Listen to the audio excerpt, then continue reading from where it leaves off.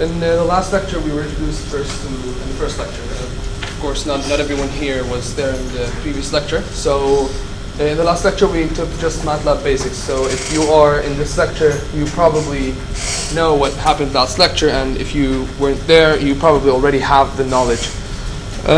This lecture will cover a few more things. We'll start with 2D plotting. Last time we did a few plots, but we didn't go through the actual plotting process, how you actually plot things and how the plot function in MATLAB works. I'll start off here by showing you the plot command. 1 second, let me turn on the projector. Does everybody see well, or should I turn off some lights? Turn off the lights. It's better? Alright, so first we'll start off with some MATLAB plotting. Now, in 2D plots we primarily use two types of plots. One is a stem plot, which we usually use for digital signals. And the other one is basically the plot function, the normal plot function, which will show you a regular line plot. If you would please do this, go to the command window and type doc plot, just like I'll do right now. And it opens up the MATLAB documentation to the plotting. Again, it's doc for documentation and then space plot, which is the command. I want you to know that in MATLAB, with whatever command you use, and then you go to, if you type doc and then the function name, it will show you everything that you can possibly do with this function. I'll explain it pretty well. So you can tell here the primary one we'll be using is the first one, which is plot xy. But you can tell there's something called line spec, which are the specs of the line you're plotting with. You can also plot x1, y1, and then x up to xn, yn. So on one plot, you can plot one function, two functions, three functions, as many functions as you want, and also with as many x-axes as you want. So you can have more than one independent axis. Also, your plot y, you can just plot one thing. And if you use this, it will plot the values in an array against its own index. So the first value will be 1 on the x-axis, the second value will be 2 on the x-axis, and so on. So let's do a small example. So if we want to say, let's say we have a digital sequence, so a discrete sequence that is called y, and it's equal to 0, 1, 2, 3, 4, 5, 6, right? From the last lecture, what we can do is we can just say y is equal to 0 to 6, if you remember, right?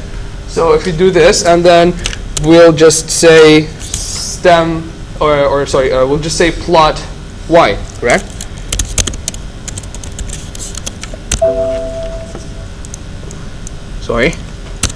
Plot y, and as you can see now, the first value in the y array that I've just created, the first value is 0, but its index in MATLAB as an array is 1. So here it was plotted against its index. Right? If you want to see the values discretely, each value itself, you use the stem command. Now here it shows that at index 1 you have the number 0, at index 2 you have the number 1, and so on until the end of the array. But what if I have a separate x-axis, right? So I have, for example, a digital discrete signal, and I want to plot against its x-axis. So the x-axis goes from 1, or let's say 2, until 7 to 9, I think. And if we do this, and here we have x and y, and this should be 8. I'll tell you why now. Here we can see that after I specified the x-axis now starts, of course, from what I specified. And since I use the stem command and not the plot command, each value is only plotted as a point standing right above its corresponding value in the x-axis. So if you take a look at your workspace here, if you take a look at those two plots, right? If you take those two variables, sorry, take a look at those two variables. This is your x variable, and this is your y variable. And when I use the stem, I first use x and comma y. So on the x-axis, I will have 2, and for the y-axis on that, I will have 0. 3 has a 1, 4 has a 2, and so on up to 8 has a 6. Right? So this is also how it shows up. Now, if I use plot, the output will be a line. Now, something you need to understand about the plot function in MATLAB. In MATLAB or in any other discrete type of computation platform, the line is not really continuous. Right? So what MATLAB is doing here is that it says it knows that there's a 2 and a 0 here, and then a 3 and a 1. It draws a line between them, but here you cannot access the value in between those through the plot. Let me just type. Let me do this here. So if you use the cursor here, can you see it? Can everyone see this? The cursor. Yeah. If I use the cursor and try to press here, I get y31, and then where I'm trying to drag it here, but it's not working because MATLAB has no stored values between 0 and 1 here. If I go down to 0, it snaps to 2. So you understand the logic here. There is no value. There is no stored value between 2 and 3 or 3 and 4. MATLAB only knows the values that you give it. It does not make up any new values. It does not interpolate between those two.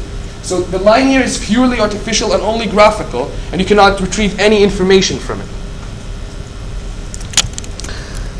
Now, more on the plots and on the XY plots. Now, let me create a more good-looking function with more points.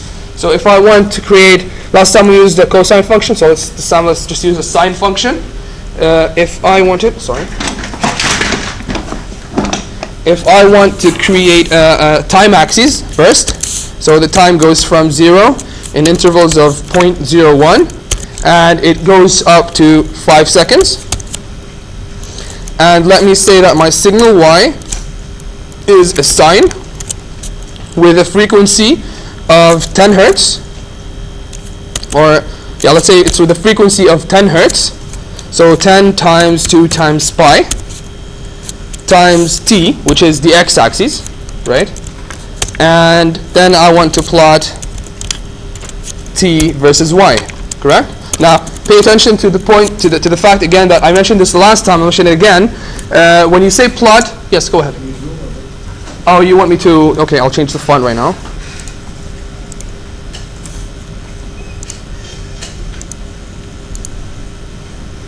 Is this fine? Zoom more? Oh. All right. So if you pay attention to what happens now, I put this bracket and I wait, and what it shows you the hint. I showed you this last time, right? But the fact that it says x comma y does not mean that I am going to type the same exact letters. Actually, MATLAB is trying to hint that this is the x-axis. My x-axis is called t, right? And my y-axis is called y. So if I plot this right now, let me close off here so you'll see. So if I plot this right now, I get my function, right? Now, if I use the stem plot on this function, you can see that. What MATLAB would show me here, let me zoom in. By the way, I'm also trying here to teach you the tools on the plot, on the figure. There's a tool strip up there. If you take a look, it has zoom, pan, and the 3D rotate, and the cursor and everything. So if I zoom into this, I can see it more properly, right?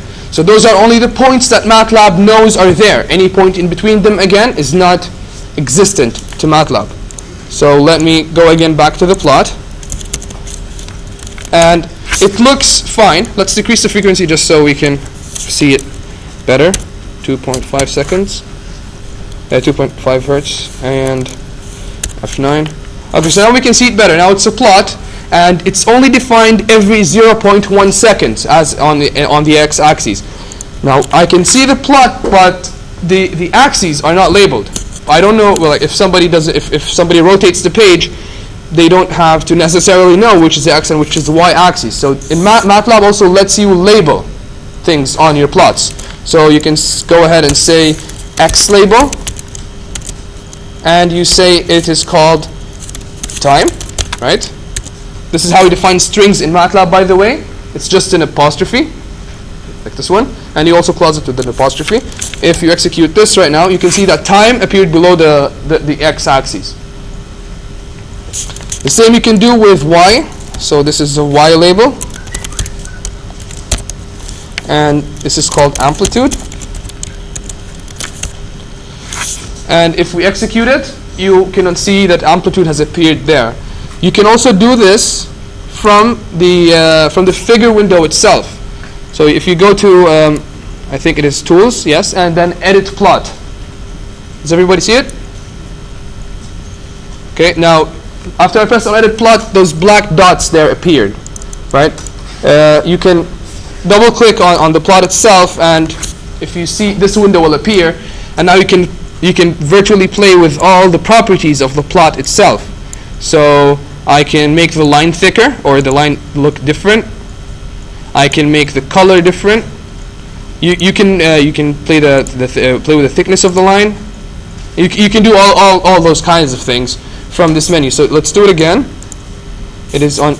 We'll go to the original plot and tools, edit plot. This is not in the slides, so if you want to watch it, it'll be here in the video when it's posted. And now I click here. You can see whenever I click on something, the black dots that resemble the editing, they change place. So if you double click, you'll get this window. If you double click on your signal or on your curve, and then you'll see all the properties you need. If you go to more properties, here you'll get a bit more advanced options. If you want to use one of those, you'll have to go back to the graph2d.line series and go to the documentation and look at this. You can also modify all those kinds of things straight from your code. So let's see. Now let's go to docplot again, and those are all those things you can modify by line spec. So this is what they mean with the line spec. So if you scroll down, those are things that this is name value pair arguments. What MATLAB means when they say name value pair arguments is that you specify the name of a property, and then you give this property its value. All right. So now, if I want to say color, if I want to modify the color, I'm going to modify the color using an array of RGB values. Is anybody here not familiar with what RGB is? RGB is red, green, and blue. It's how you make mixture colors, right? So in the digital world, when you want to make up a color, it's a mix of red, green, and blue, correct? So this is how you specify a color most of the time as well in MATLAB. So if I want to modify the color here, I will say color, and I will give it the value. Let's make it red, so 100. And now the plot is red. Also, what you can do is you can say the plot here is how do you say this? Let's make it dashed, right? I hope this works. So you can make it dashed. You just specify right after the plot, and you give it two dashes in the. If I want to make it a pointed plot like a stars. So I can do this, right? Now it shows up as a plot of just stars. All of this again can be done if you take a look at the documentation for the plots in MATLAB. One other thing is you can also add a legend to your plot. If you're plotting more than one signal, let's create another signal in fact and plot it.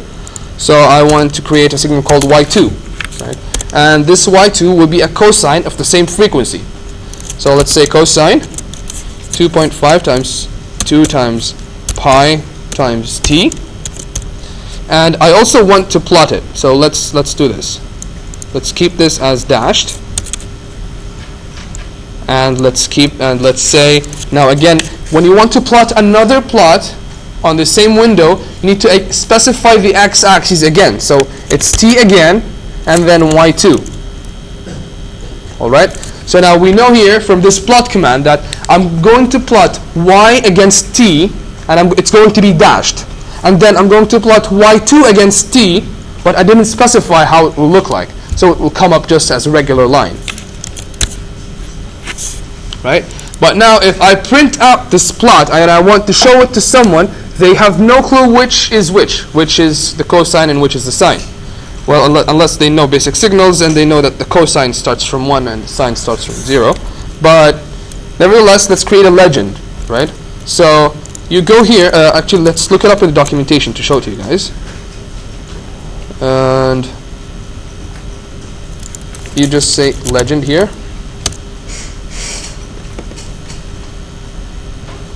And you can find it. So the legend here says, it's very straightforward. Legend and then string 1, string 2 to however many plots you have, correct? So the sequence of those is, of course, the sequence that you have used in your plotting. So if I come here, right under plot, and I say legend, and then I say here y1, or let's say call this the sine, and then I say cosine.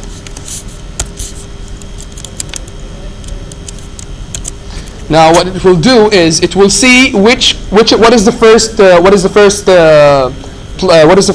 curve that I've plotted, and it will see its properties, its color, or whatever it is, and it will take a sample of that, put a legend up there. You guys are familiar with what a legend is, right? Okay, so put a legend up there, and it will say, okay, the dashed line, and it will write sine right next to it. So let's say here F9. So if you can see now the legend here, it looked up what the sine looks like, and then it says, okay, fine, I'll call this sine, I'll call this cosine. This makes it easier for the user to read. This is very important if you guys want to, if you guys are dealing with whatever you need to plot, and then you need to print it out for homework or for whatever else, other thing you want to do. What else is there to do with plots? You can also, there's another method of plotting two things at the same time. We don't usually use it unless we need to plot things in a loop. We need to plot them at separate times, and then we need to keep them on the same figure. So let's delete everything here and plot again. Yeah, I forgot to remove plot and to put back plot. Sorry. Okay, so now I plot the signal, right? I don't care about the legend for now. And now let's, for example, I created y2, right? I'll actually look it up in the history. Right? Remember, I told you the history is very useful. So now I defined y2. For some reason, in my code, I had to define y2 after y1, but I still had to plot y1 at the same time that I have found it or calculated it. So now what I can do, if I want to plot on the same plot, I can go here before and then type hold on.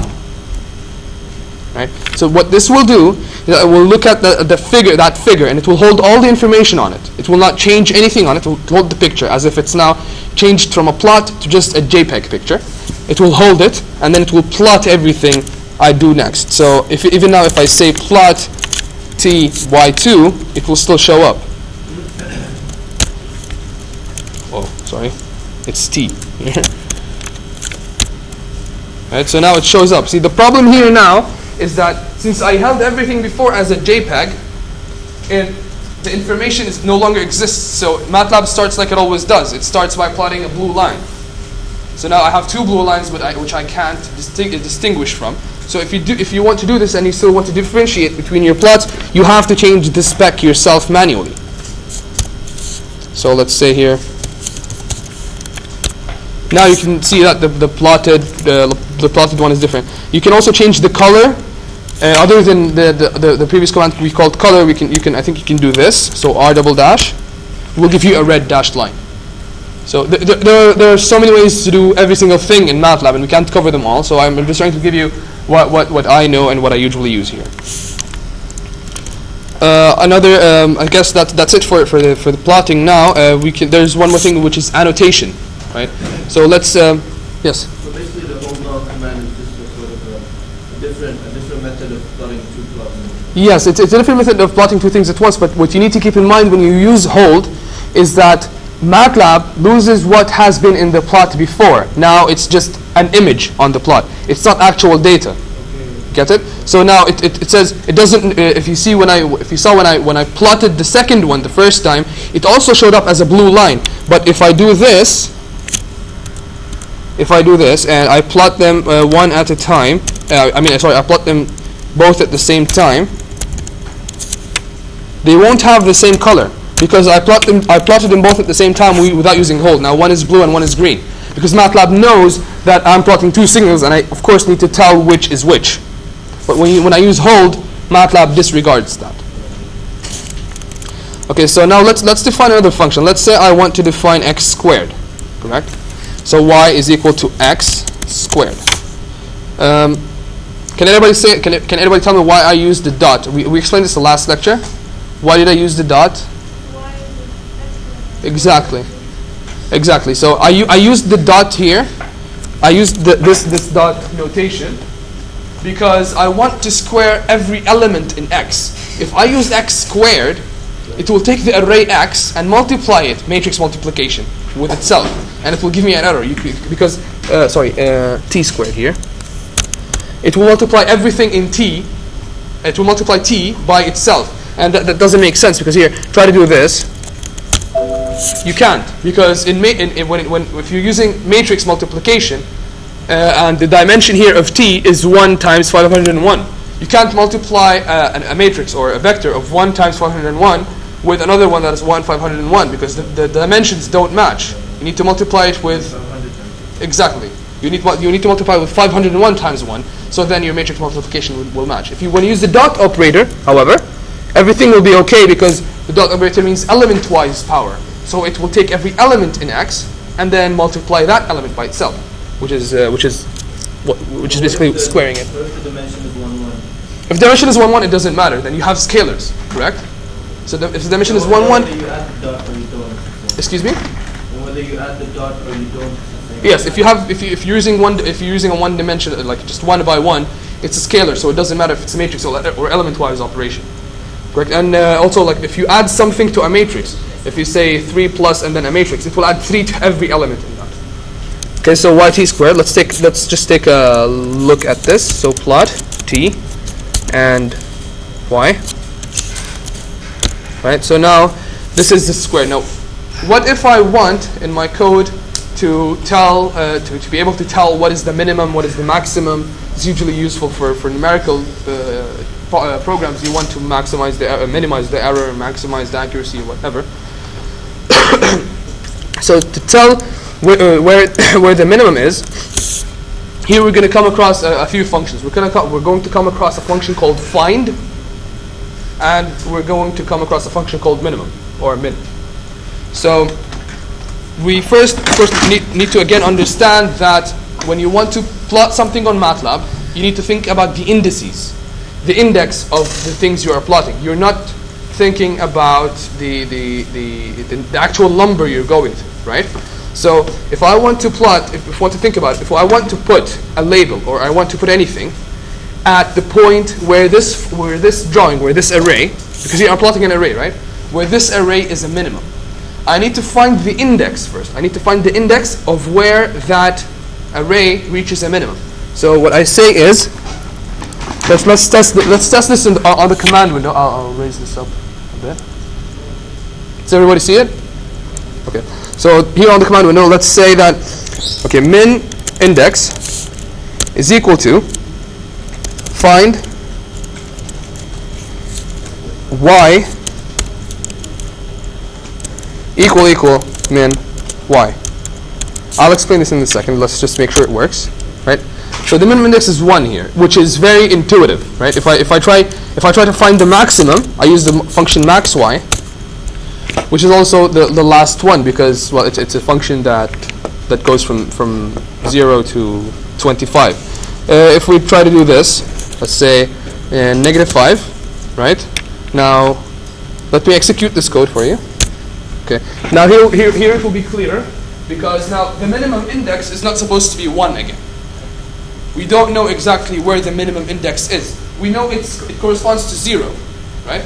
But we don't know what's its order inside our huge array. We have a very big array, right? And we don't know which one it is. We know its value. We know that the minimum value is 0, and that's basic logic. But how to tell where it exists in the array is the commands we have just used, right? So if I say again this, if I say min index find y equal minimum y. Now it's in the middle, because if you can see here, it's 1001. We have 1001 elements, right? And it only makes sense that the minimum will be in the middle, because 0 is in the middle, because the array goes from -5 to 5. Correct? Okay, so let's explain those functions one by one. Now we'll go. The order will be from the middle, and then we'll expand up till we reach the function find. Please tell me if I'm going too fast. Am I going too fast? Okay, go. Okay, so if we use the function y, the function min, sorry. So if I type min y, it will tell me that the minimum of y is 0, right? And if I say max y again, it will tell me that the maximum is y. Now, the problem here with max, for example, is that I have two max, right? I have two values for max. I have one at -5 and I have one at 5. So for that, this function is for finding the absolute, so it will just give you one of them, and it won't distinguish between those 2 points. Now let's say with the minimum point, right?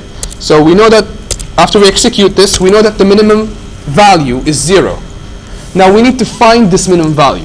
We need to find where it is in the array. So we say y equal 0, right? It's the same as saying y equal minimum y, right? Because the value that min y will return is 0. So it's the same thing, but I just do it in one command. So if I say y equal 0, it will give me a long array. It's the answer array, right? And it will say that, okay, what this is, what I just did here, I'm sorry, I have to go up 1,000 values now. Okay, so when I do this, if you remember, we said before, equal is different from equal. Equal is a logical operation. So it tells MATLAB it's equal, but it doesn't assign it the value. If I say y equals 0, I will lose all the information in the y array, and I will have y equal to 0. But if I say y equal 0, it will compare the vector y to the value 0. Right? This is a comparison operator. So let's open up the answer variable, and we can see everything here is 0. Right? Everything here is 0, because what it did is that it kept comparing each value in the y array, and it kept comparing it to 0, and the answer was no. And in logic, 0 is no and yes is 1, and false is 0 and true is 1. So, and if we go up to the value number 501, we can see that here it's 1, right? If you open up the same value in y, you can see that nothing here is equal to 0, right? But once you go down to variable with an index of 501, you'll find it is 0. So this is how you find it, correct? Now, the last function, which is find, last function we did here, which is find, it will tell us the index of that number we just found. So when I say here, so now we understand that here the y equal min y will give me that long array of comparison if it's true or false, and then find will give me where that one I have found, where it is. Right? So if I do this again, sorry, yeah, it will give me 501. What if I do it for max? It will give me both 1 and 10 and the last one, because I have the maximum value I have is the 25 at the beginning and the 25 at the end, correct? Now, why am I doing this? I'm doing this because I want to know where I want to put it on the plot through the code. I want to know at which index should I put my text on the plot. To annotate the plot with text, we use a command, and it is very intuitively called text. So if I say text, in fact, let's go to documentation. Please make this a habit. Before you use any command, just go to the documentation, right? And you find here function.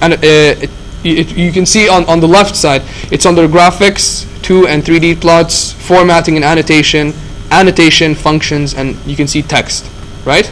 So the function text takes in its most basic form, it takes 3 inputs: x, y, and the string, right?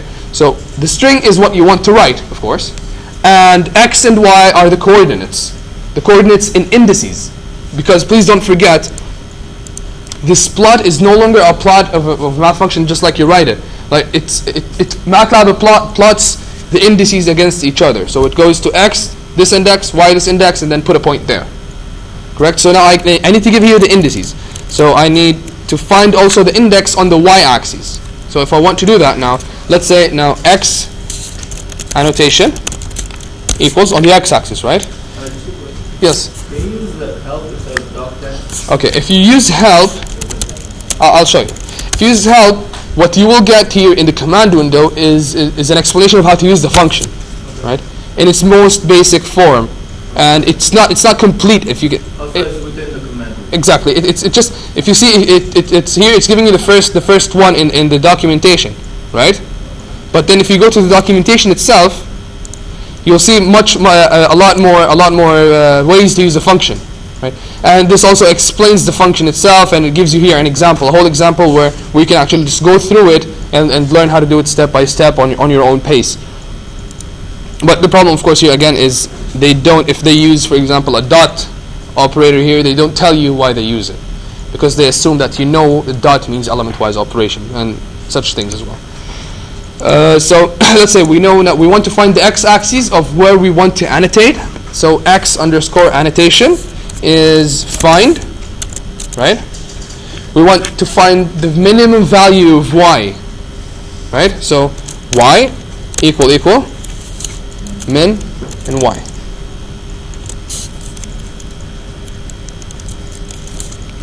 Let's execute this here. First time. Oh, I cleared everything.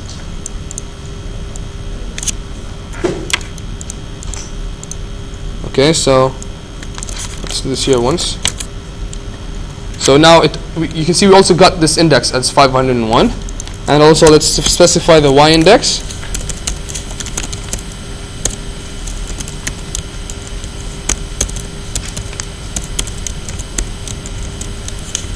It's the same thing basically here, right? And you can tell because it's actually in the middle. It's actually in the middle of the plot, but we need to have this as here the 0 index. So 1 second.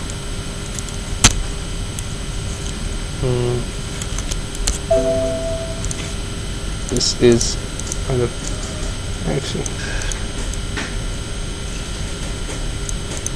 So we need to find the value for the index on this y-axis for which its value is minimum. Right. So if we do this, and let's just for now put the y-index as 0 because it has to be. It needs to be 0. Or let's say 500. Let's just put this back as this, and then we say text x annotation, y annotation, and we'll type our text, which is min. And if we do this, we should have gotten the value. We should have seen text somewhere here. Y annotation. Let me try this. 0 for now because there's a small bug. I can't see it for. Is the font too small, or I'm not really sure. One second, I have it here in an example, right? If I say text, and here are the indexes, both indices, and if I plot, I'm really sorry about this, by the way. And when you plot this here, you'll see that you'll find your minimum and maximum. So let's go through this one because apparently it works better. So we found here the minimum index. We found it through through the minimum and the maximum, correct? And then we specified the values as we plotted as the min and the max of both. Oh, so here what we need to do is we need to go 1 second in MATLAB. We need to go back here. And when we say text, we need to say the x of x annotation and the y of y annotation.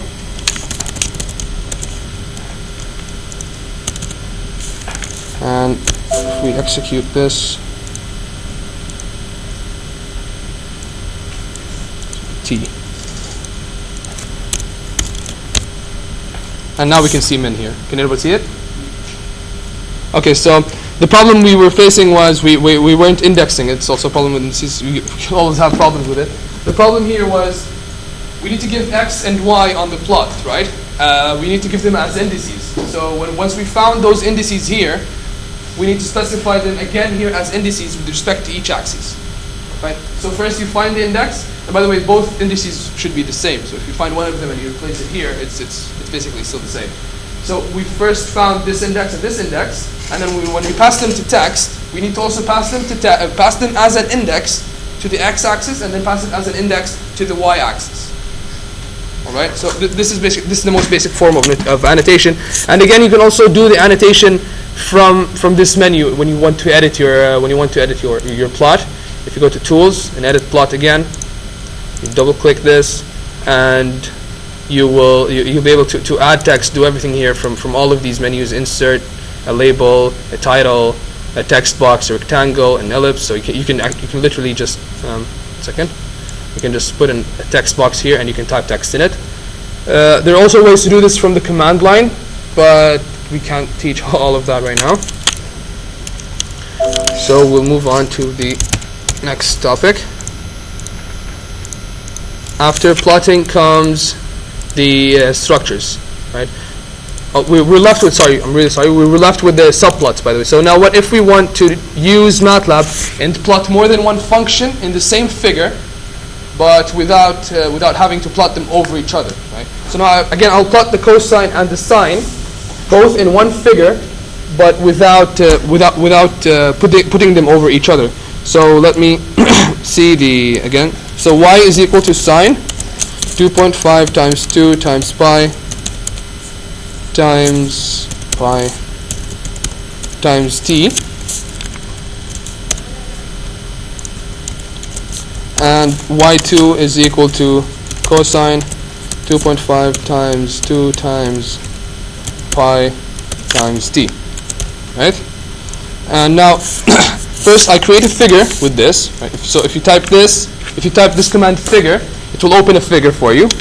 And then I want to plot the sine in the first one and then the cosine in the second one. So I say subplot, and what this does is that it will split my figure window into multiple plots, into multiple places where I can do plots. And the help here shows M and P, where M is the number of rows and N is the number of columns, and then P is the place where you want, the index where you want it to be. So I want to have two plots next to each other in the same figure. So what I do is I say, well, I want one row and two columns, and I want to place this next coming plot in the first place for a plot. And then I say plot T, Y, and I can do all the things I did before. So title, I can say sine, right? And then I switch to the next subplot. So I say subplot 1, 2 again, because it's the same grid, and then the second place for a plot, and I say plot T, Y2. So now I get both plots next to each other instead of the plots laid over each other. You can in each plot, after each plot you can do all the normal operations that you do on a normal plot. So you can annotate it, you can change the line spec, you can change the color. So if I do this as well, I will get it as red and darkened. And one more thing you need to know about doing with a plot is you can specify the limits on your x-axis and the limits on your y-axis as well.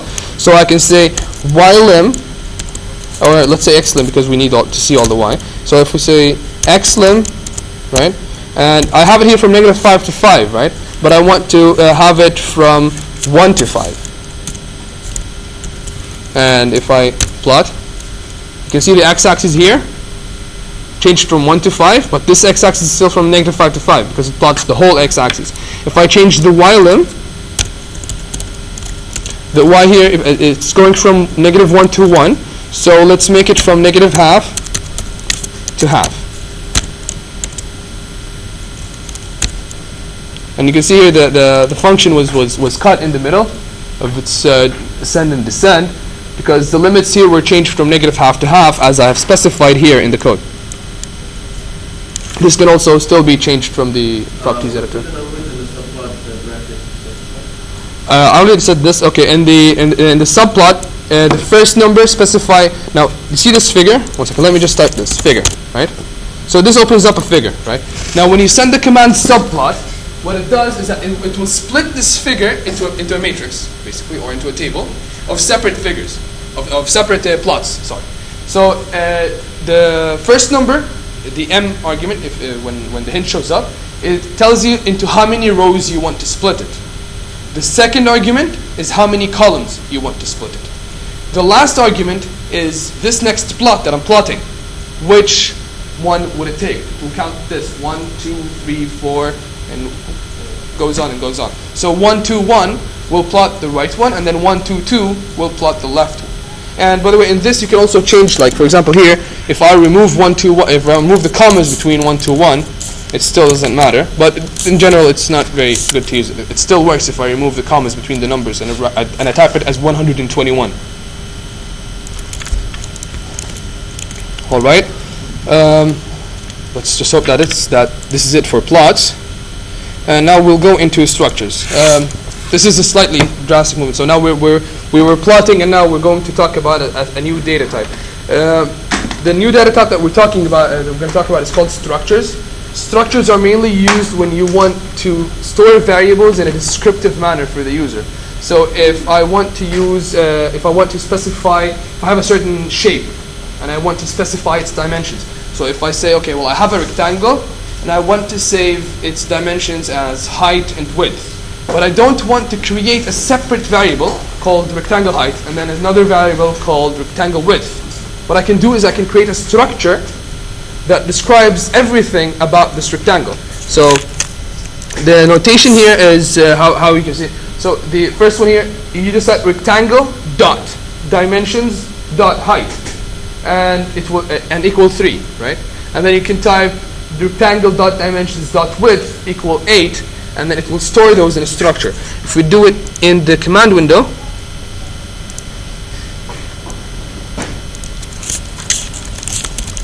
rectangle dot dimensions dot height equal 3, and rectangle dot dimensions dot width equal 8. All right.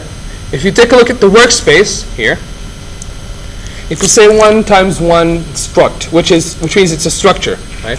Now when you open this, it will have a field called dimensions, right? You double click dimensions as well, and then you have the height and width stored as variables. This might be a bit confusing, but it becomes useful if you have a lot of things that you still want to store in a descriptive manner for easy access, for you to remember them all the time.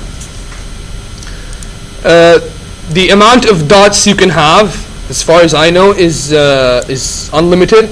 So you can have rectangles dot dimensions dot width dot delta width dot until forever, as long as your computer can still take it. As I said, this might be just a random data type till now, but it probably will become useful if you go further and further and you keep using MATLAB. And one more thing is that the subfields in the structure, they can have different data types. So if I say rectangle, now I don't want to specify dimensions. I want to specify the name of the name of this rectangle. So rectangle dot name is equal to rect. Now if I open it up, I'll have, what do you want to access, the dimensions or do you want to access the name? If I access the name is already specified here as rectangle. All right. So you can have different data types. You can have it also as a matrix. Go ahead. I haven't actually experienced that yet. Yeah, because a structure usually is dotted and then everything is inside your structure. So the structure is like just one object, right? Besides, you don't do mathematical operations on the structure itself. So you don't multiply a structure with another structure, because that doesn't make sense. what you multiply is the values stored inside the structure. So if you want to multiply if you want to get the area, right? So let's do this. If I want to say rectangle dot area equals rectangle dot dimensions dot width times rectangle dot dimensions dot height. Now you go back to the rectangle, you've stored a new variable called area. Right? So what you've done is you've accessed inside this structure, you've accessed the width through the dimensions field that you've created. So we first made a dimension or a field called dimensions, and then we created two variables in that. Because when you click equal, when you type equal, now you're assigning this field a value. It becomes a variable. So we created two values in that. We called one width, we called one height. Now what we did in the last command here was we created a new field called area, and we gave it the value of the width times the height. But we did that through accessing the structure itself, which it has stored the length and the width in it. Yes? Yes, if you want to use the height of this rectangle that's stored in this rectangle, and if you want to use the width that's stored in this rectangle, you have to go through the rectangle dot dimensions dot. But of course, I can still say area equals the rest of this.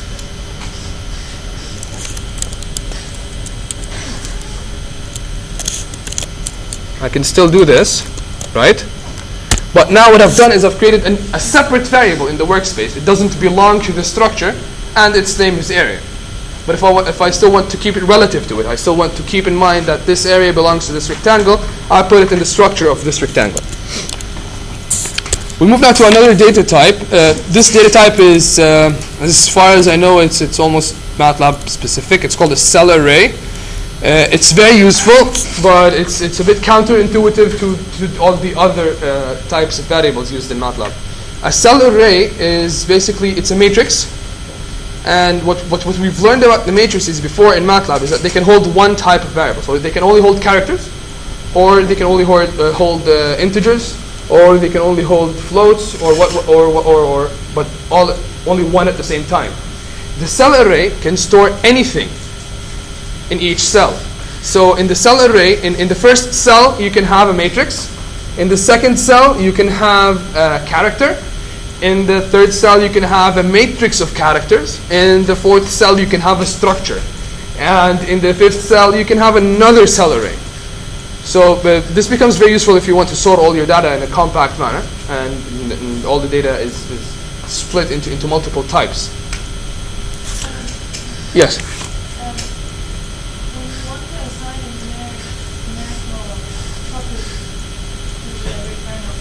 Yes. Dimensions is not specific. I specified dimensions, right? It's not. I just said I want to call a field. I want to create a field called dimensions. Right? We can call it anything we want. It's just for because when you usually work on something like a senior design project, you usually go through a whole lot of things, and you get up with more than 1,000 lines of code, and then you lose track of what you've stored. This way, you can always remember where you stored your things.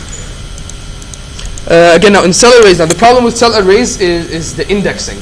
People usually get confused, and we still get confused with the indexing of the cell arrays. Cell arrays are indexed in two ways. The first normal way, which is the normal brackets, the circular brackets, this will give you access to a cell containing only this cell array. I'll show you an example right now. And if you use curly brackets to address a cell, you're addressing the data in that cell. Let's go to the next slide, and it probably has something to explain. All right, so now here, if I say A, first I want to create a cell, as you can see in the slide. If I want to create a cell, I say A is a cell of 2 by 2, right? So usually if you create a 2 by 2 empty matrix, it just shows you one of those brackets. But now it's created 4 empty matrices for me. So if I say A is a cell 2 by 2, now it's a cell array, and it has 1, 2, 3, 4 cells in it. In the first cell here, I address it 1, 1, right? So now I say I use curly brackets. I'm not sure if it's clear that I'm using curly brackets. Projector. Okay. it won't be. I'll just zoom in.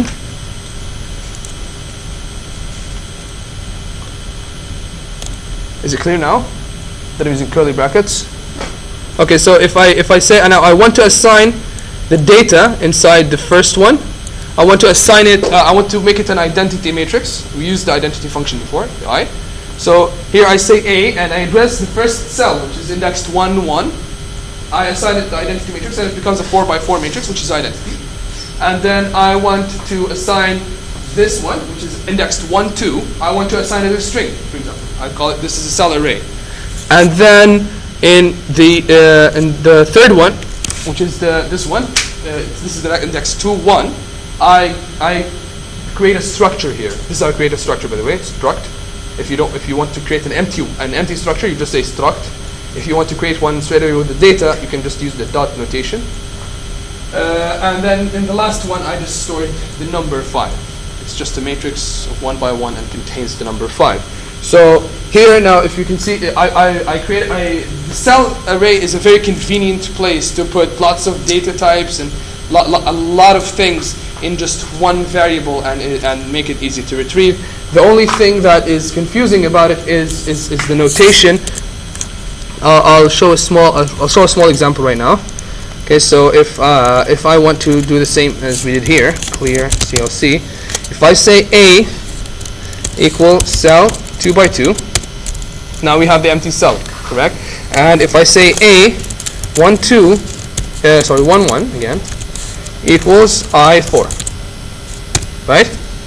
Now, what if I want to access this? If I want to access this cell, this has two meanings. I can go ahead and say A11, and it will just tell me, well, it's a 4 by 4 matrix and it's a double. But if I use this notation to access it, I directly access the data. If I use the curly brackets, I access the data. If I don't use the curly brackets, what I will return with is just a cell.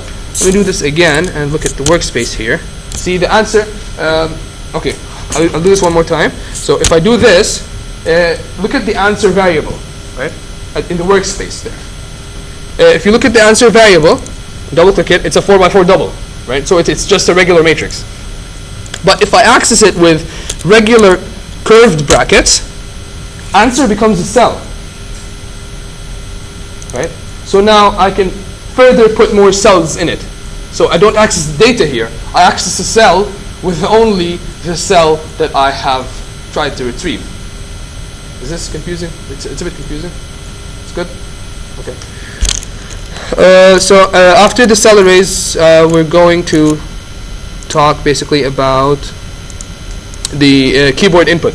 I think mechanical engineering in the course, they use a lot of keyboard input in one of the courses. So the keyboard input here is if you want to make something interactive with the user and you want to take their input while the program is running. So let's go ahead and do this. It's basically, the function is input, by the way, and we will go to the MATLAB editor and let's delete all of this. Clear CLC.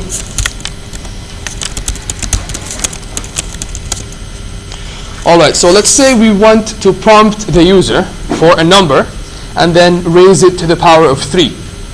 Alright? Or yeah, let's do that the first time. So I say the number A is input.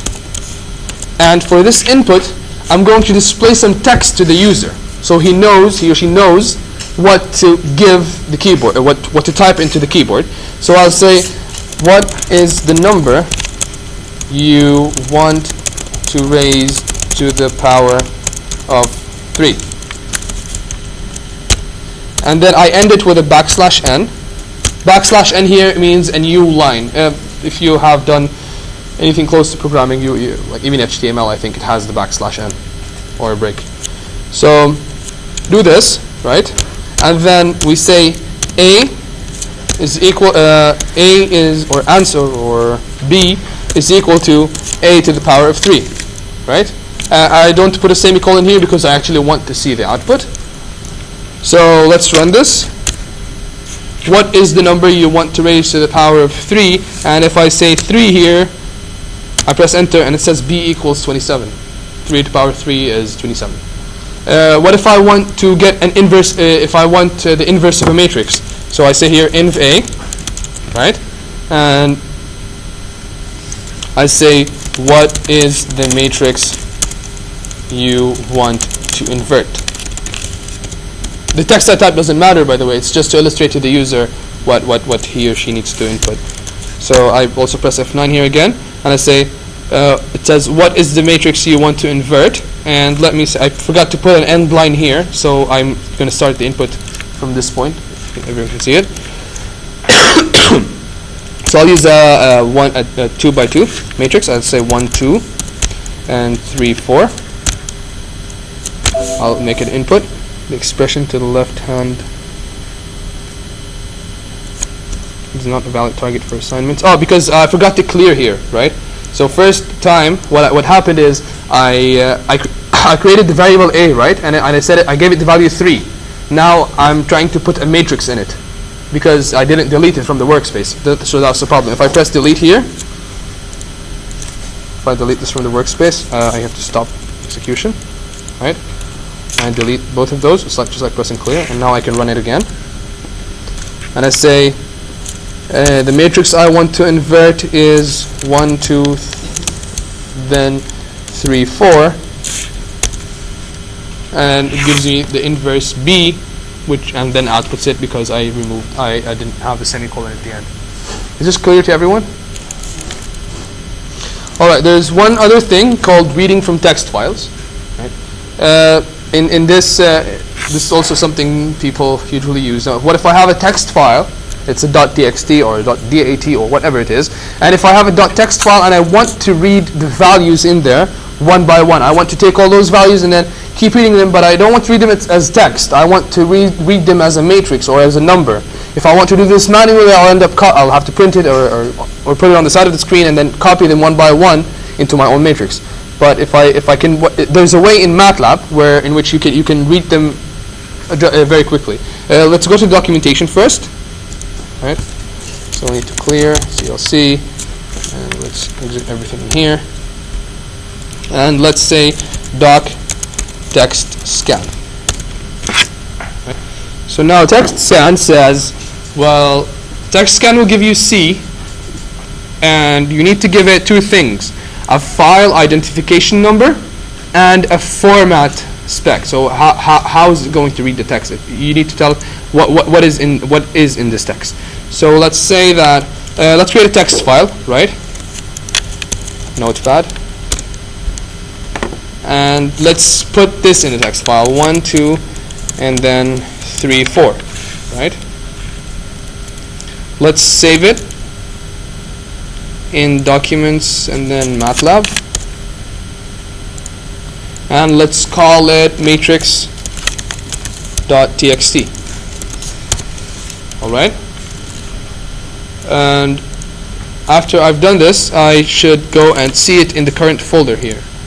Right? Because this is the current folder I'm in MATLAB. So now I want to read this text. So I need to supply a file ID and a format spec. But what is a file ID? Right?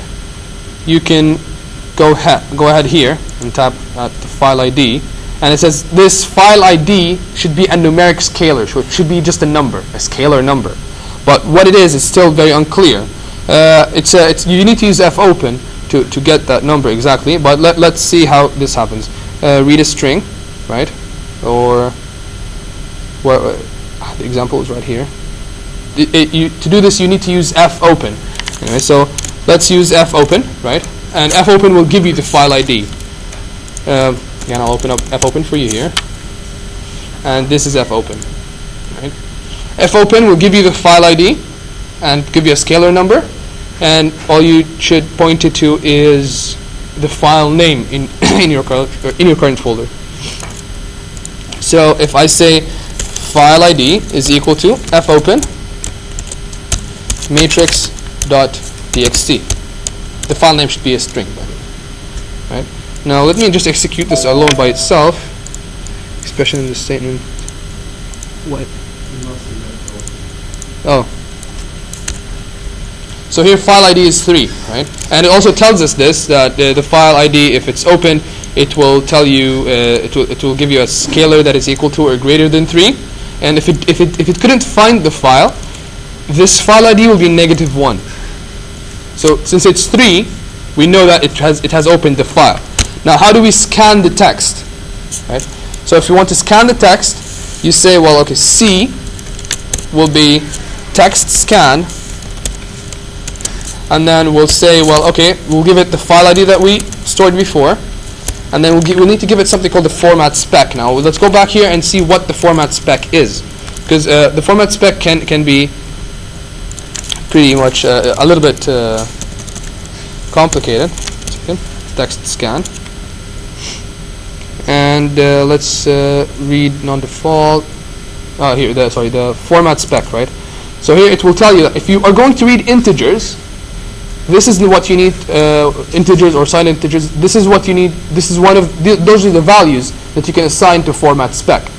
If you're going to use floating point numbers, this is what you want to use. If you want to use characters, you need to put this in format spec. So now it will read the text line by line as a string, and there's a lot more explanation on what you can read the values inside as. So let's now put it as an integer. Right? Again, I got it here from this table. It's the first entry because I'm reading them as integer 32. If I wanted to read them as double numbers, I'll just type f. Actually, let's put it as f. Fine. So this is just a regular floating point number, and I'll put those here. Right? Now it gave me a cell. Right? If I open the cell here, what text scan returned is a cell. It doesn't give you straight away a matrix. So if I double click this cell, I can see that the first item is what it has read from the file. Right? It's because what I did here was I specified the percentage f here. Right? If you specify I specified one type of values to read. So read me all the floating point numbers, or read the numbers as floating point numbers. So in the first cell, it will place the numbers. If I asked it to read strings and numbers, it will place the strings in a cell and numbers in a cell, all in the same cell array. This is one of the things cells are used for, very useful with. So, and if I double click this, I can see that it's 1, 2, 3, 4. All right. So now CLC clear, and do you guys want to have a break now or later, or do you want some room for questions, or 5 more minutes and then break? 5 more minutes. Okay, 5 more minutes and then a break. Let's see. Start maybe with the flow control, because I wanted to have the break before flow control, because flow control is a huge change in topic. But we'll go through this for only this page. Now, to flow control is how you control the data going in and out, or through your program, right? So if you have different things you want your program to do, but you want it to judge what to do first. So, for example, in a numerical method point of view, you always want to calculate your error, and then if your error is okay, you want to quit. You want to stop doing everything and display your results. Right? So for this type of things, to compare things to each other, we use the usual comparison operators: less than or equal to, larger than or equal to, and we use this as not equal to. Okay, those things will be in between two values. So even if it's for example text, in text you can still use the equal sign. There's also another method you can compare text, but you can use the equal to and not equal to sign, and based on that, you can go ahead and compare the variable on the left to the right. So the comparison only works one way. If this one is not equal to, MATLAB will take this value, right? It will set it, and then it will compare it to the value on the left. If they're not equal to each other, it gives you a false. It gives you a boolean, either false or true, depending on if the condition is met or not. And then in the if else or else if statement, it's a way of branching the operation of your program. So you have a condition, for example, you want to check, and you say, then you say if one of those, or two of them, or three of them at the same time, then do this. Else if you give another condition. and then you do this. And then if all conditions, or if any of the conditions, or not any of the conditions is met, you type else at the end, and this is what will be executed if none of your conditions have been met. We'll take a break now, and after the break, we'll type up an if else if example, and then we'll do a for loop and more of those. Okay, we're going to start again now. So we went through this particular slide, and we explained the comparison operators: less than or equal to, and larger than or equal to, and not equal to. Now let's look at the if, else if, and else statement. Now one thing you should also know now. I said we usually end with an else, right? That is done if none of the conditions are met. The condition under else, the code under else is executed. We don't need to do this. We don't need to have the last else statement. In C or C++, I think you always need to have that else statement. MATLAB lets you omit that, and you can just have else ifs, or you can just have if end, because if you leave out the else, it just does nothing if the condition is not met.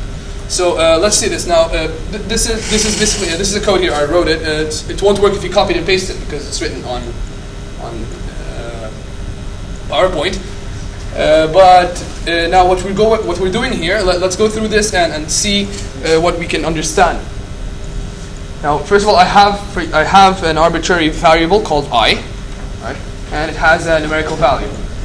Now, first I'm saying if I is less than 20, and there's another variable as well, flag. So if I is less than 20, and you know, if you've taken discrete mathematics, and is a logical operator. It's in Boolean mathematics, and or and those kind of stuff. So and another variable flag is equal to 0. I want to add 1, and else if when it's equal to 20, I want to subtract 1. Right? So this will keep running forever if you do it, if you copy it. But this is just to illustrate how you are going to execute this code, these segments of code, depending on what happens to this variable, and then it will also modify this variable. So here, if flag is equal to if I is equal to 20, I'll say, well, it's now 20. Let's keep decrementing, right? Let's keep decrementing, and it will set flag to 1. If I set flag to 1, it won't go back here again, right? Because it will check flag before executing this, and it will find that flag is false. If flag is false, I won't do this. And then this, it's equal to 20, right? So here I'll keep setting flag to 1. So the thing wrong with this code is I also need to add an and flag equal to 0. Because if I set flag to 1, this is not related to flag 1, right? So each time I go through the code, I will find that I is equal to 20. I will print this sentence, and I will set the flag to 1. And I won't reach this place, right? I won't get it because, as I said, the code executes top to bottom, left to right. So it will keep looping. I'll have a while loop, which we'll teach you about. So I'll keep going there and find that I is equal to 20. I'll print this and I'll set flag to 1. So the program will keep running forever and not knowing what's wrong. So if I put here and flag is equal to 0, the first time that I is equal to 20, the flag will be set to 1. So now when I come back here again, I'll find that the flag is not 0. I'll go down here and I will be decrementing. Right? And then I'll keep decrementing to negative I'll keep decrementing here until I get I is equal or less than 0, because if it goes to 0, this condition is not true. It's not larger than 0 anymore. Right? I won't copy this and do it in MATLAB, because later on after I explain all the if and else if statements, I'll show you a numerical method and a numerical example. The other one is the flow control and the while loop. So the while loop, what it does is it keeps executing a certain segment of code until one condition is not met. So I have a variable that has a certain state. I check the state or the number or the value of that variable, and if it's true, I will execute this. I'll execute whatever the code is. and then when I'm done, I will check it again. And when I check it again. If this condition is still met, I will execute this code again, and I will keep executing it forever until this condition is false, until this computation or this segment of code returns a value of 0 or false, a logical or a Boolean false. So those two flow control methods are the primary ones. There's also, if you remember the for, I forgot to include in the slides. There's also the for loop that I have done before. I've done it in the last session. I'll go through it again. I'll have to go through it on the board, obviously. It's up there. So if you move your attention here. Now in the for loop, it's almost just like a while loop, but the variable modification the variable range, the range of variables can be changed inside the statement of the for loop. So what I do is I say, for example, for I is equal to 0 to 10. What does that mean? And then I have some code here, and then I modify I, for example.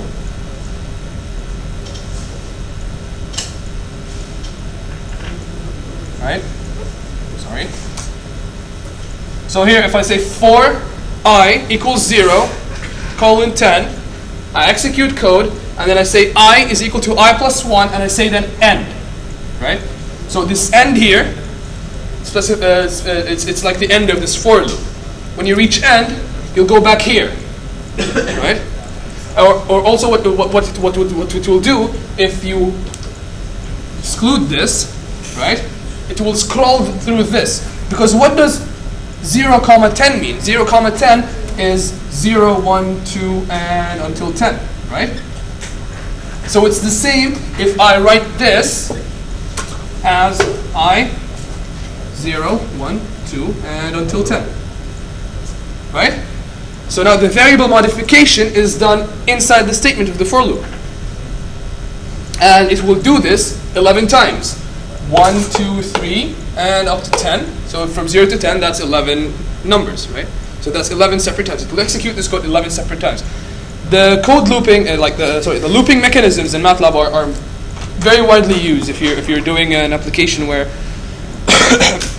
you're recording and processing a video, for example, then you will want to do that in an infinite while loop, right? So you type while true. This condition, or while 1, this condition is always 1, and then you don't modify it in the code, so the code will keep running. And you want it to fetch images, process images, or whatever. It will keep taking the image, processing the image, storing the image, and then doing it again, because the condition is always 1, right? So this is an infinite while loop. In numerical methods, we usually want to loop in the code until our error is less than a certain threshold. So what we do is we do while error larger than threshold. Right? So we do this. While error is larger than threshold. And we end it with an end line, end statement. And then everything here, the whole numerical method, the math, is all done here until the end. And at the end, we calculate the error, right? After every iteration in a numerical method, we calculate the error, and then we say error is equal to whatever the error is, and then after the error has changed, you'll go back here, check the error. If it's still less than the threshold, it will do it again, right? So and we can break out of the loop in another way. So we now know that the while loop breaks when this condition is not met, right? And we know that the for loop breaks after you're done scrolling through this array here. But what if you want to break in a while loop with something else than the error? What if you want to break under a certain condition? What if you want to break out of a for loop after a certain condition? What you can do here is you can use an if statement that executes a break statement. A break statement is just break, so B-R-E-A-K. And what it does is that it exits your current loop. So what I do, it exits the loop and doesn't check again. It exits the loop and keeps executing the code after the loop. So what I can say here while 1 for a numerical method, for example, while 1, right? And here is the end. And after I calculate my error, so I say here error is equal to whatever, I will say, I'll give an if statement. If error is less than the threshold this time, then break. And then an end state. Right? So it will keep executing everything, calculate the error, check the error. If the error is less than the threshold, then break out of the whole loop, and then just end the program and do whatever you want with the data that you've obtained. Alright, so now I've prepared an example. Who took numerical methods here? 1, 2, 3, 4. Okay, so do you guys still remember something called the Runkuta method of order 4? Alright, so I prepared the Runkuta method of order 4, and let's open it up here. First time I will read through the script, and I think I've opened it here on Google as well. Okay, so now for any numerical method that you study, the numerical method is described in equations, right? It's described as a series of steps. That's how you do with Newton's and Hume's method and excuse me? Yes, it's always a recursion sequence. It's always a loop. When you speak when you're speaking MATLAB, let's call it. If you're speaking MATLAB, any numerical method is executed in a loop. So this is basically the description of the loop of a Runkuta method, right? Your next value of the solution of the differential equation, your next value is your previous value plus 1 over 6 times the step size times this the small segment of the summation of k's and 2k's and whatever, and they're all here specified, right? So to start with this, now let me maximize this, and I'll try to explain this as slow as I can. All right. So first of all, I need to start. This is a very new thing now, and this is not related to the other things. I need to define my function. Right? In the last class, we showed you how to define functions as a separate file in MATLAB. Do you guys still remember that? Okay. So now, what if I don't want to define the function as a separate file in MATLAB? I want to define the function and still operate within the same M file. I don't want to make a mess of everything. There's this type of syntax, and it's called anonymous function. The reason they call it anonymous function is actually really anonymous to me, but that's just how they call it. The way you use the anonymous function is you type the name of the function, what you want to call it, and it works, by the way, just like a math function, right? So you say, for example, y of x, and you replace x with a variable, and it will give you an output.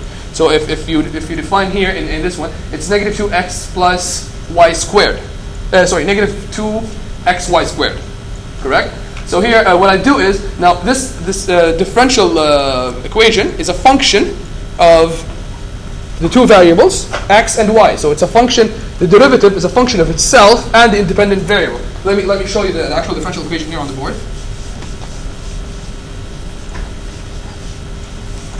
The actual differential equation is y prime equals negative 2xy squared. Right? Now, what is it a function of? It's a function of x, and it's a function of y. That's exactly what I do here. I say y prime is equal to, ignore this for now, negative 2x times y prime. This at xy here defines your variable inside the function.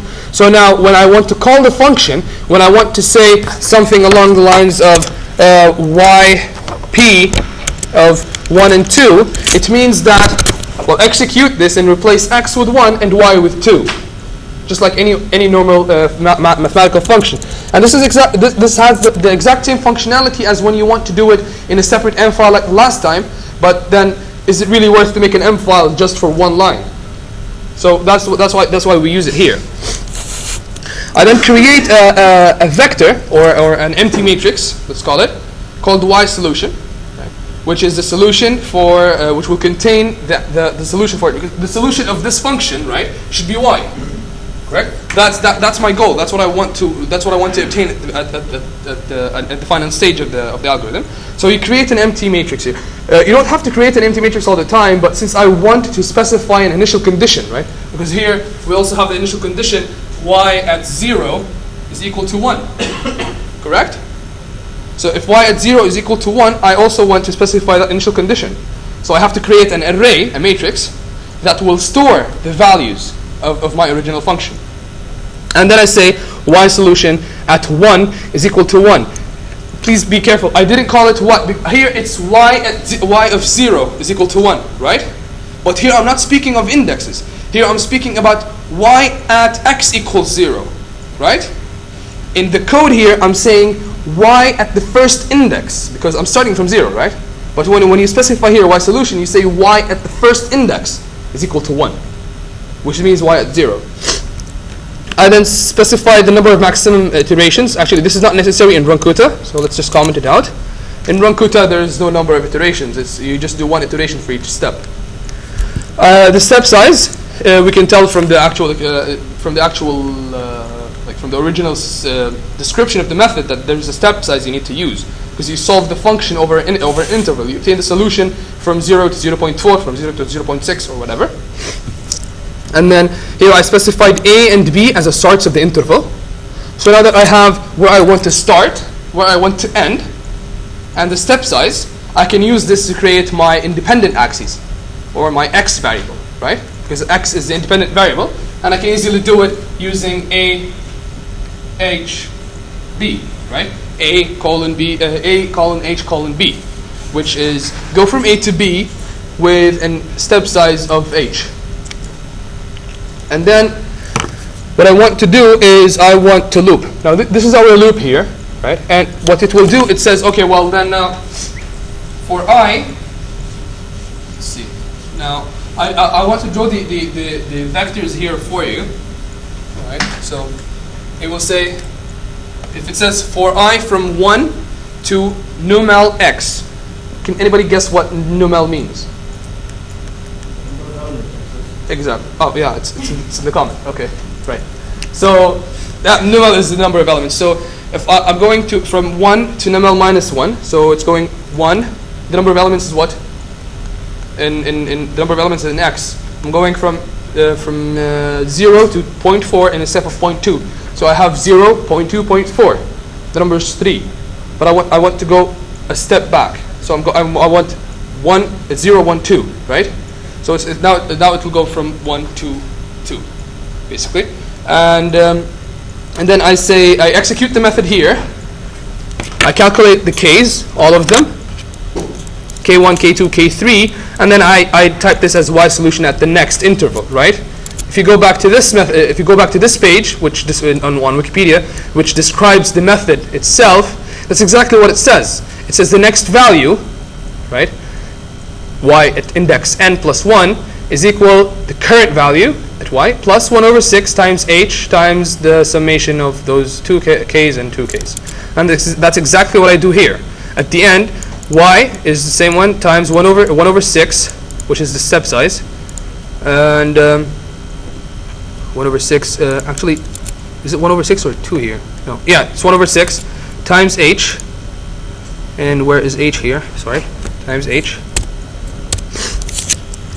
Times k1 plus times k1 plus 2k2 plus 2k3 plus k4, and let's just verify this. 1 over 6h, k1, 2k2, 2k3 plus k4. Is that correct now? So now let's go into the k's. Now, when we calculate each k in the numerical method, it says f of tn and yn. What does that mean? Here, what they mean is that if you look at this line, the first line, y prime, or y dot is just a derivative with respect to time, so it's the same thing. Y dot is the same as y prime. Y prime is your f of t and y.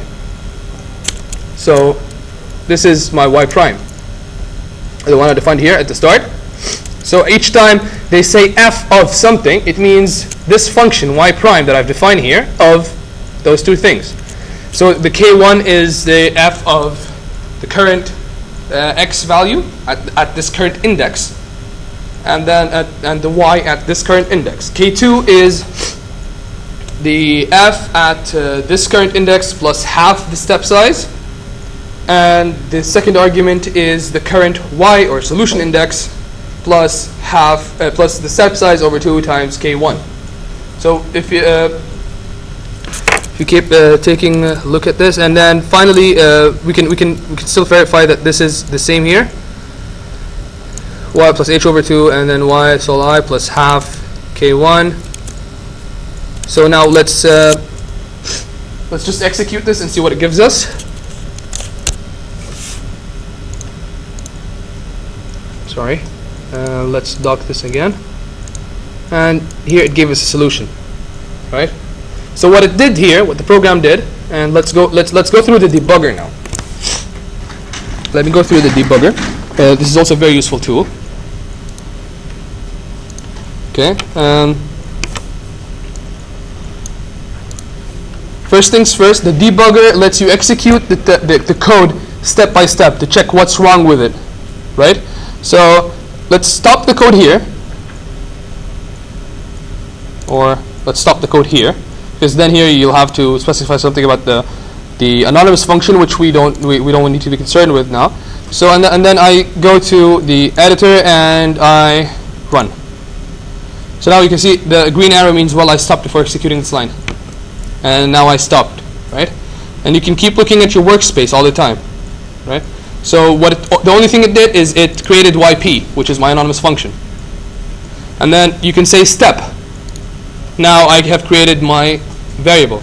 You should keep looking at the code and then the workspace, all right?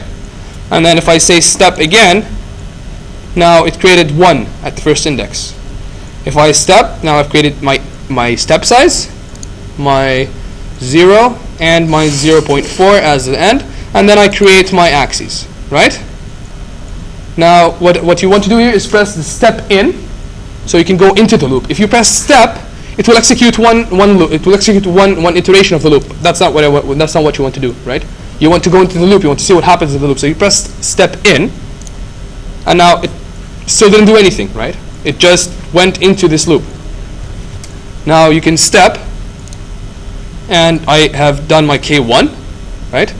Step, this is my K2.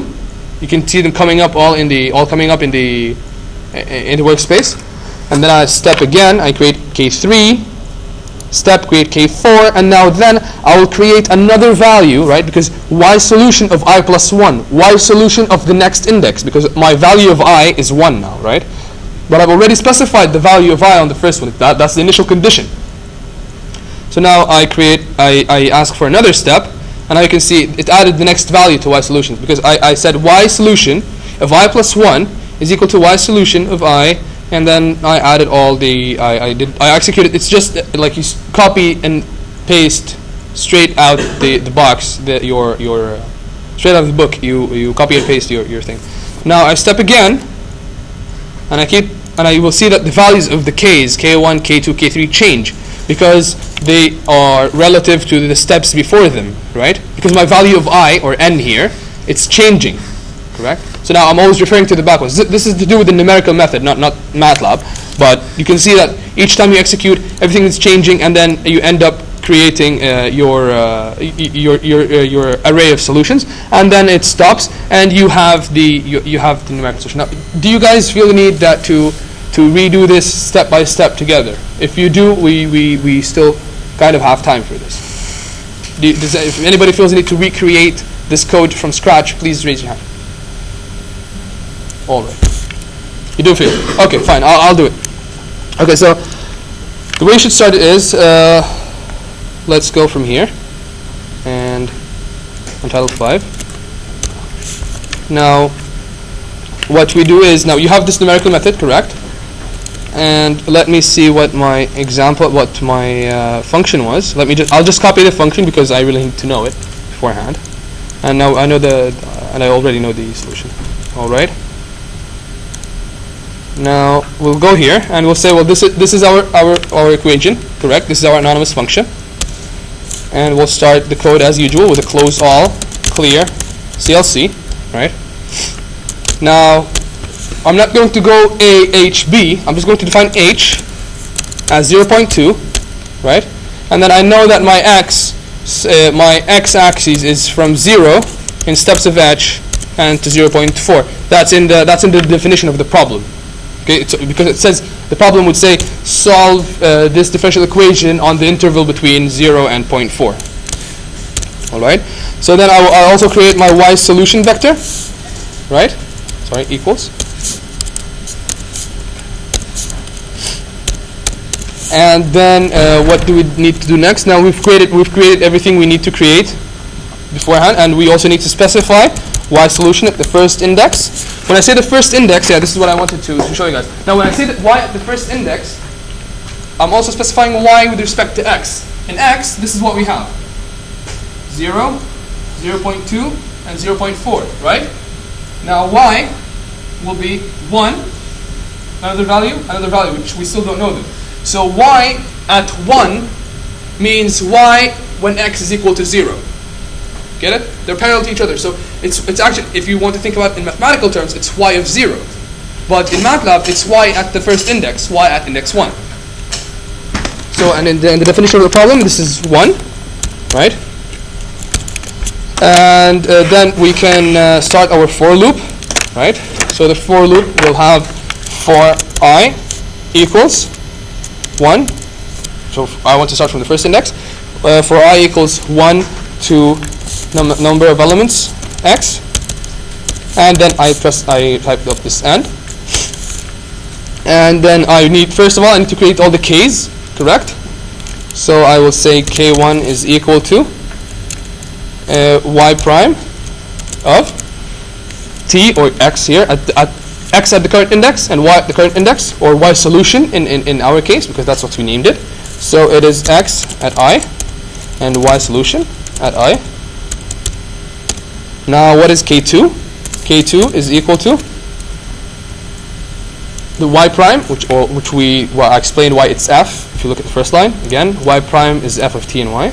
So y prime, it is y prime of x plus the current step size. So x, the current x, plus half times the step size, and then the current y plus half times the previous k, or k1. Don't you have to put y prime on t? Oh, sorry, that's correct. So it's y prime of those. And what is k3? K3 is y prime of, again, the current x plus half the step size, plus half the step size, and the current y plus half the previous k, which is k2 now. Right? And the last one is the current step size plus the full step size, the current x value plus the full step size, and the current y value plus the full step size times the previous k. So k4 is equal to y prime of the current step size plus the current x plus the full step size, the current y plus the full step size times the previous k. And at the end, now our next value for our solution is equal to 1 over 6 times here, times the full step size times k1 plus 2k2 plus 2k3 plus k4. So k1 plus 2k2 plus 2 times k3 plus k4. All right, and that's it. We just execute.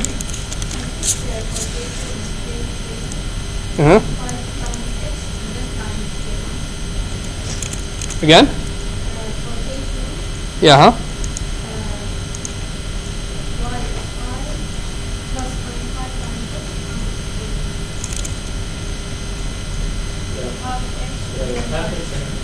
Half h. Oh, so here. 0.5 times h times k. Oh yeah, k2 and k3. I think so.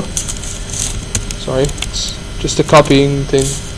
All right, so h again here, right? So now if we execute this, y, where did I say y here?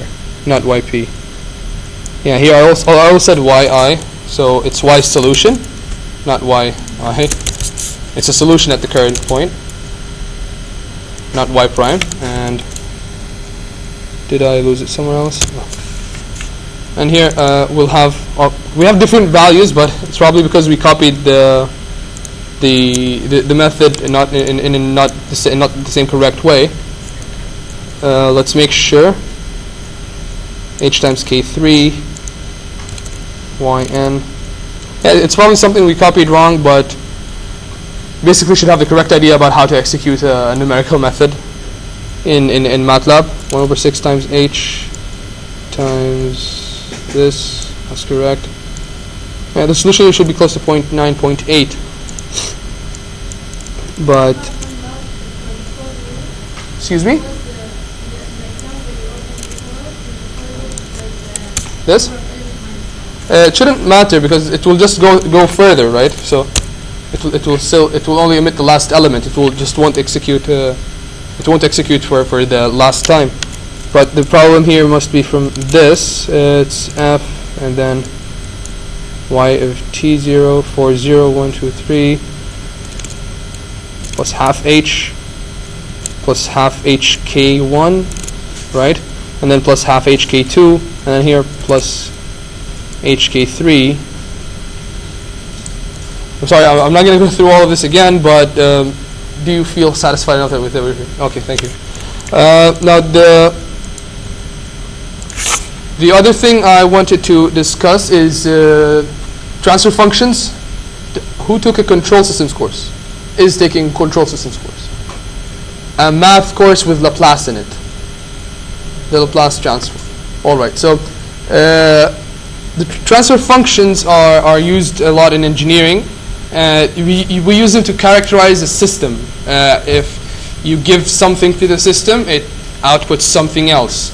So they're very widely used in electrical and mechanical. I'm not sure how often they're used in chemical engineering, but they're functions that take things from the time domain to the Laplace domain through a Laplace transform.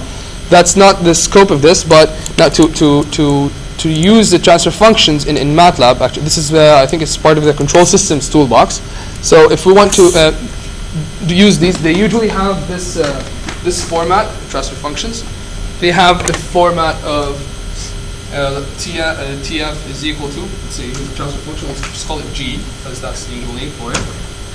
G of S is usually equals to S squared plus 2S plus 1 over 3S cubed plus whatever S, let's say 2S plus 2S squared plus S plus 1 or any of those.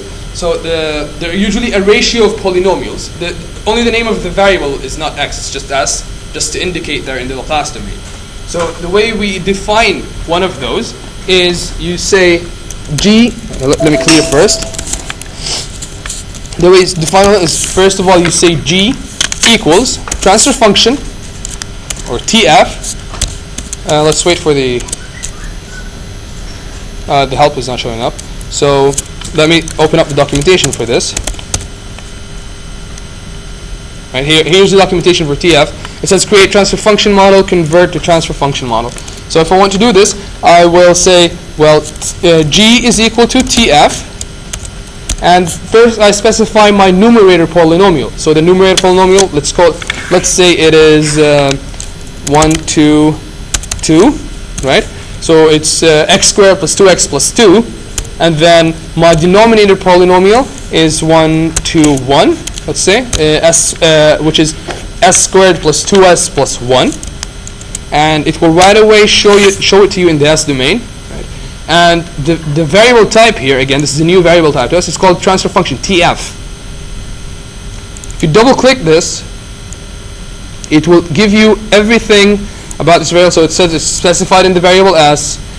When you try to use it with a time within time computations, the unit is seconds, and a lot of other things that you don't necessarily need to worry about.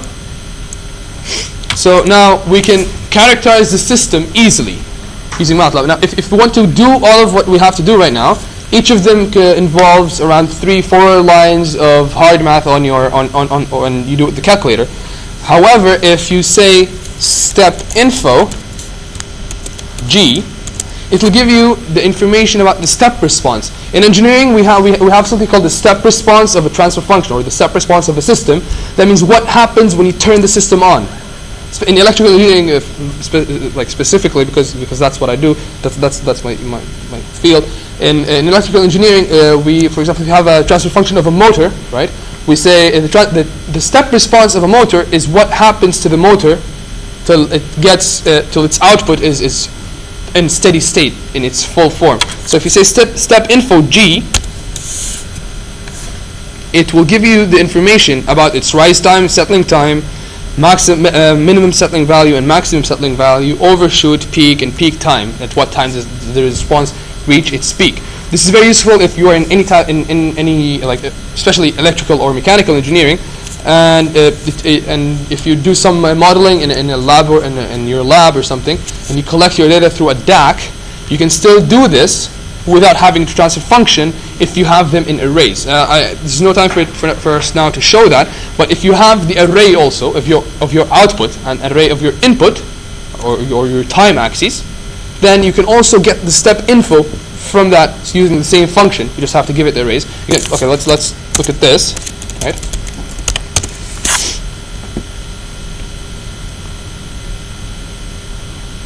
Very nice.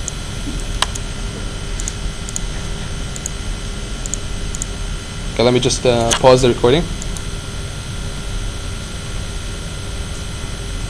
All right, so in doc LSIM here, right? Can you see it? This first one. Now, the first one here, it will open up a graphical tool for linear simulation. You might want to hold off on that for a second, like not right away. I recommend you start using LSIM with this. So here you specify your transfer function, right? Your input function, your input array, your function as an array. So it already has to be evaluated, just like you define the time axis first, and then y equals sine of t, and then you give it the y here, and then your time axis here in the second argument. This way, it will simulate your output to any input. All right, is that good enough? What were we executing before we went into the documentation? We were going to do the documentation for step, right? So, if we say doc step, there are a lot of things in MATLAB called step. It's a bit confusing, right? It will say control step. If you look at the top here, it says control step or identification step or simulating step. What you want to do is control step for this one. And this is what it says, step system. So all you have to do is give it the system. So step G. And by the way, MATLAB indicates what it's doing here on the bottom left corner. All right, so this is a step response of it. And on the step response plot, it's not just like any plot. On the step response plot, you can right-click, characterize system, so you can get the peak response, settling time. It will show when the system settles, and it gives you this. So this is for printing or for homework or for anything. All right. So this is basically what I wanted to do for transfer functions. Now you know how to make transfer function on MATLAB, and you know how to get step info or all of that. All right. Also, for step, you can also give it an output arguments, so it doesn't give you a plot straight away, but it will give you the data that it generates on the plot, and for you to store it and use it later on. The next item here is okay. If anyone else is taking design course, there's a root locus command for those. So if you want to plot the poles and the the roots and the poles, or the zeros. Sorry, the zeros and the poles. If you want to plot the zeros and the poles, let's go R locus G, and on the plot, it will give you a plot with the root locus. If you ever took control systems, you'll be familiar with the root locus. If you're not familiar with the root locus, it will show you a plane, just like an XY plane, but it's called the complex plane. The x-axis is real numbers and the y-axis is imaginary numbers. and it will plot the roots, which are the zeros of the numerator, and the poles, which are the zeros, the zeros and the roots of the denominator, as roots and poles, as roots and circles and x's in that one. And basically that's it for today. We're 15 minutes early. And if you have any questions, I can say even if it's still after 8, I don't have any problem. Does anybody have any questions? Raise your hand. No? Okay, somebody here was asking me about, asked a colleague of mine about publishing or making a, yes, go ahead, tell me what your question is exactly. Well, you mentioned something about input, and you said that you can put an input and then the user can input something and then it will act. Yes. But again, if the user is not having MATLAB, it cannot do anything. Okay. So I know that it should be a way, but if I send it to people who are not familiar With MATLAB. and then they would find it like Exactly. user-friendly. Okay, so you want to create a user interface for your program, right? So you want the input to be taken from somewhere else. What you're doing, what you were trying to do, what you're asking about is something called a GUI, a graphical user interface for a program. Now, this will not be taught in this session or even in the next session, but I will show you here. You can look at the screen on how to start, and I'll also speak it out loud. So first things first, when you want to do an application like this, and you want to create a graphical user interface for your program, you should keep this in mind before you start writing your program, because it's different when you want to write a program to be interfaced than when you want to write a regular program. Now let me go here. What the command you should type is GUIDE, guide. So it stands for Graphical User Interface Development Environment. So GUIDE, or small letters. Here it will come up. So it will ask you what do you want to do. Do you want a blank GUI, or do you want the GUI with controls, or do you want the GUI with axes? So those are pre-components. So let's start with a blank one so we can understand.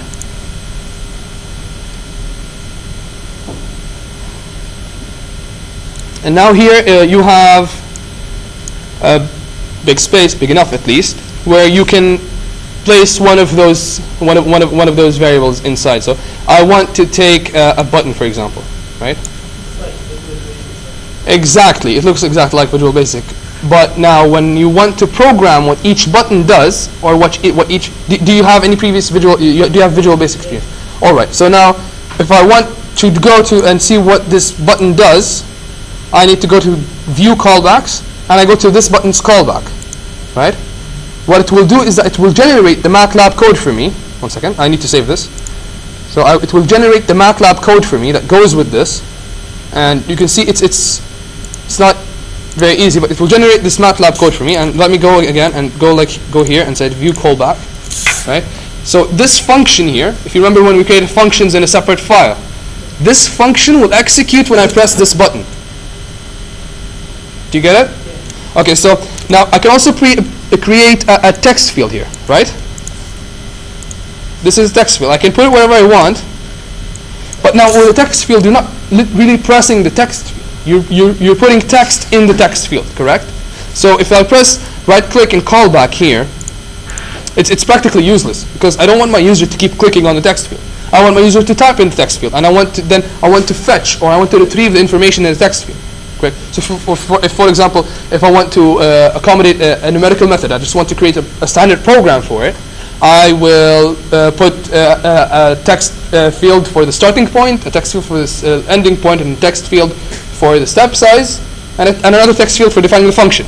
And then I'll do everything in the background. In here, I will execute everything in this code on the press of a button. So how do you, for example, how do you retrieve something from a text field? You use something called get, right? So you go to handles here, right? You go to this property inspector. You do this by double clicking on this Bismillah. You do it by double clicking on the text field here in the editor, and here you can see a variety of properties for this text field. One of the properties here is string. If you're talking programming languages, or if you're just talking MATLAB, String means a sequence of characters. Correct? So you can see there's a property here called string. How do you retrieve the value in the string? You say, okay, I want to retrieve this value when I press the button. So I right click here, go to the callback. I will press enter here and I'll say get, open bracket. The GUI in MATLAB has a very a structure. I've talked to you about structures, right? Has a structure called handles. This structure called handles contains. Please, if you're confused, it's fine. This is not something you learned from the first time. Handles stores all the data in your GUI. So you type handles dot, and then you type something called a tag. The tag is when you double click here. You can go to the properties. This is your tag. Your tag is edit1. So everything about this text field is stored in handles under this tag. You get? So this is why I said structures are useful if you want to keep track of all your variables. You only need to remember very specific names. You know this text field is called edit1, and you can actually change that from here. I can say here text box1, right? And then I change the tag. You go there, and then this callback is for the push button, right? So I say get handles dot text box1, comma, string. And I store it in a variable. In the GUI, always store your variables inside the handle structure. So handles dot my text is equal to, right? And then there's something you need to execute, which is this GUI data object handles. This is a standard command which will update your handles structure after the function has finished executing. So press enter. This. So now when I press the button, the value of handles.myText will be the handles.myText. It will be assigned what is in the text box. So let's try this out. You want to try this out? Let's do this. I will now run the GUI, right? I remove the semicolon here, so we should get something in the command window, right? So now let's say hello here. And I press the push button. We probably got an error. Yeah, I think that is the problem. 1 second. Okay, so the error here is reference to non-existent field text box 1. Okay, why it did not update? The tag is text box 1. What did I use here? Okay, then let me save the figure again and run. 1 second. GUI state text box 1.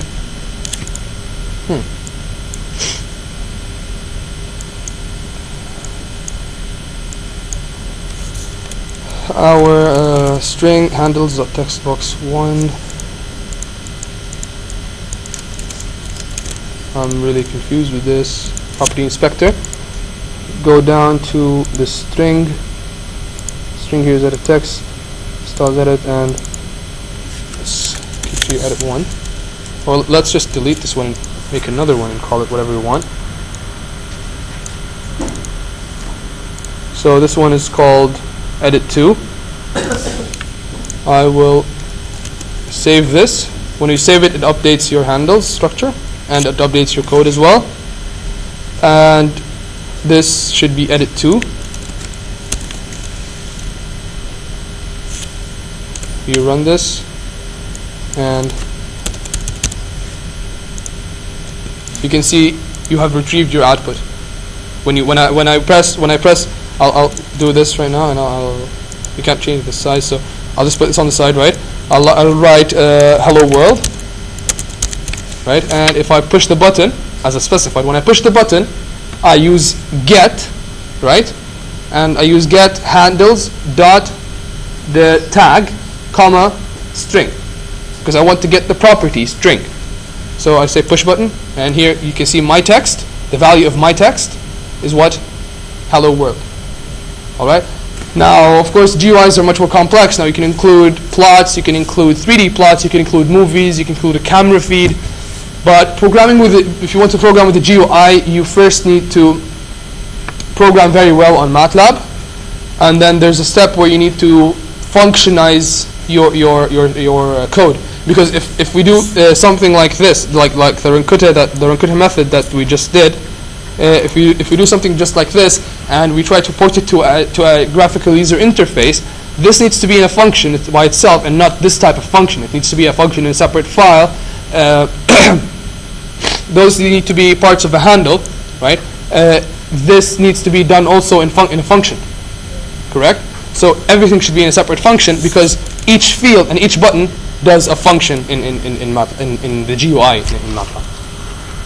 Did I sufficient answer? No problem. Anything else before we end? Anything?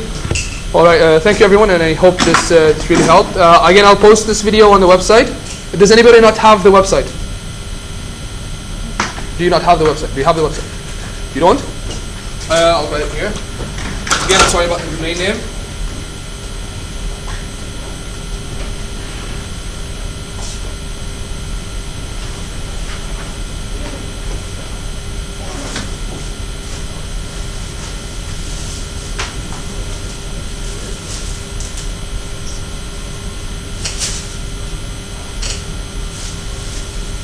There's no spaces, no underscores, nothing, just like this. And if you have any questions, there's also a discussion blog you can post on the website, and the videos is there. And I'll try also to post the lecture notes, although they're not very complete. And if you have anything else, please let me know. Thank you. What did you?